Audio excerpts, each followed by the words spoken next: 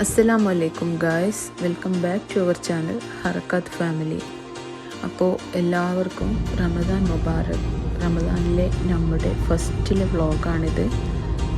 ഇപ്പോൾ ഞങ്ങൾ ഇന്ന് പോയിക്കൊണ്ടിരിക്കുന്നത് അബുദാബിയിലേക്കാണ്. ഇത് കണ്ടോ, റോഡിൻ്റെ പല സ്ഥലത്തും ഇങ്ങനെ കാണാം റമദാൻ വിഷസ്. അപ്പം നൗഫൽക്ക് നമ്മൾ അങ്ങോട്ട് പോകുന്നത്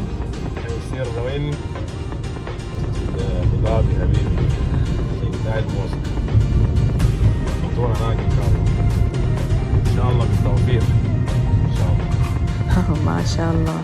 അപ്പോൾ ഒരു അടിപൊളി ഇൻട്രോ ഒക്കെ നൗഫൽക്കൊക്കെ തന്നിട്ടുണ്ട്. ഇവിടെ നിന്നും അബുദാബി മോസ്കിലേക്ക് ഏകദേശം 1 hour കൂടുതലുണ്ട്. ഗൂഗിൾ മാപ്പ് ഇട്ട് നോക്കിയപ്പോൾ ഹിസൈസിൽ നിന്നും അബുദാബി മോസ്കിലേക്ക് 1 hour 20 minutes ഉണ്ട്. അപ്പോൾ ഞങ്ങൾ നേരത്തെ തന്നെ ഏകദേശം 3 മണിക്ക് തന്നെ ഇറങ്ങിയിട്ടുണ്ടായിരുന്നു. കാണുന്ന സ്ഥലം നിങ്ങൾക്ക് മനസ്സിലായോ? ഇപ്പോൾ ലൈവായിട്ട് നടന്നുകൊണ്ടിരിക്കുന്ന ചാമ്പ്യൻസ് ട്രോഫി ക്രിക്കറ്റിൻ്റെ മാച്ച് നടക്കുന്ന സ്റ്റേഡിയമാണത്. ഓൺ ദ വേ ഇങ്ങനെ കണ്ടപ്പോൾ നിങ്ങൾക്ക് കൂടി കാണിച്ചു തരാമെന്ന് കരുതി. ദുബായിലാണല്ലോ ഇപ്പോൾ മാച്ച് നടക്കുന്നത്. ഏകദേശം 45 minutes ഒക്കെ ആയപ്പോഴേക്കും ഞങ്ങൾ അബുദാബി ബോർഡറിൽ എത്തിയിട്ടുണ്ട്. വലിയ ട്രാഫിക് ഇഷ്യൂ ഒന്നുമില്ലാതെ അൽഹംദുലില്ലാഹ് ഞങ്ങളൊരു 5 o'clock ആകുമ്പോഴേക്കും അവിടെ എത്തി.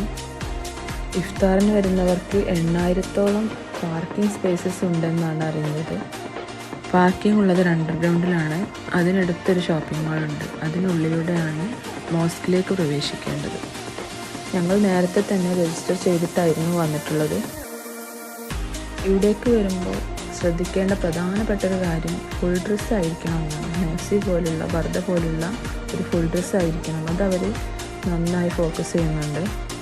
ഷേഖ് സായിദ് മോസ്കിലേക്ക് തന്നെ കുറച്ച് ദൂരം നടക്കേണ്ടതുണ്ട്.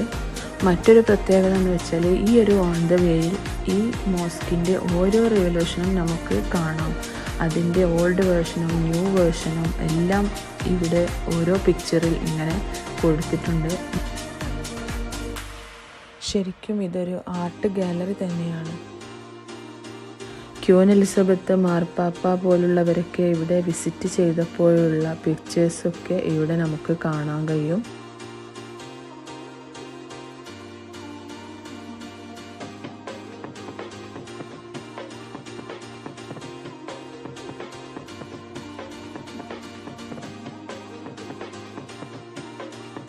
അഞ്ച് മണിക്ക് തന്നെ എത്തിയപ്പോൾ പള്ളിയുടെ തൊട്ടടുത്ത് തന്നെ കുറച്ച് പേർക്ക് ഇഫ്താർ സൗകര്യം ഒരുക്കിയിട്ടുണ്ട്. അതിൽ നമുക്ക് അവിടെ സീറ്റ് കിട്ടി.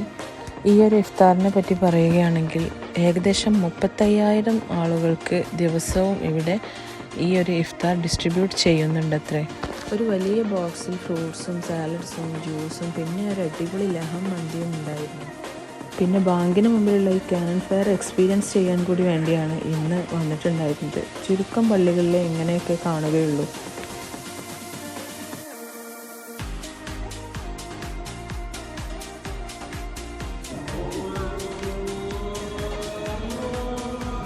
അൽഹംദുലില്ലാഹ്, ഒരിക്കലെങ്കിലും ഈ ഇഫ്താറിൽ പങ്കെടുക്കാൻ പറ്റിയത് ഭാഗ്യമാണെന്ന് ഞാൻ കരുതുന്നു.